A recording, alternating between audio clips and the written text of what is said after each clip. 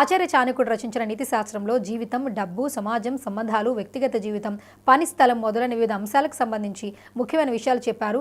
చాణక్యుడి వివరణ ప్రకారం వీటిని చేయడం ద్వారా అత్యంత ధనవంతుడు త్వరలో పేదవాడు అవుతాడు. మనం ఎలాంటి తప్పులు చేయకూడదు, ధనవంతులు కూడా పేదలుగా మారే ఆ పనులేంటో ఇప్పుడు తెలుసుకుందాం. ఆచార్య చాణక్యుడి ప్రకారం తమ కుటుంబ పోషణకు అలాగే ఇతరుల సంక్షేమం కోసం డబ్బును ఉపయోగించాలి. దీని తరువాత ఆదా చేసిన డబ్బును పెట్టుబడి పెట్టాలి. తద్వారా అది చెడు కాలంలో మనకు ఉపయోగపడుతుంది.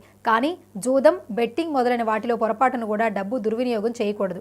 వీటికి అలవాటు పడిన వారు ఎంత ధనవంతులైనా చాలా త్వరగా పేదవారు అవుతారు. డబ్బును ఎల్లప్పుడూ ఇతరుల మేలు కోసం ఉపయోగించాలి, అంతేకాని వారి హాని కోసం కాదు. కొంతమంది డబ్బుతో మత్తులో పడి ఇతరులకు హాని చేస్తారు. అలాంటి వారిపై లక్ష్మీదేవి కోపించి వెంటనే వెళ్ళిపోతుంది. అలాంటి వారు క్షణికావేశంలో పేదరికపు అంచులకు చేరుకుంటారు. ప్రజలకు కూడా వారి పట్ల సానుభూతి ఉండదు. కొంతమంది ఎంత డబ్బు సంపాదించినా అంతే మొత్తంలో ఖర్చు పెడతారు. అటువంటి పరిస్థితుల్లో పొదుపు పేరుతో వారికి ఏమీ మిగలదు.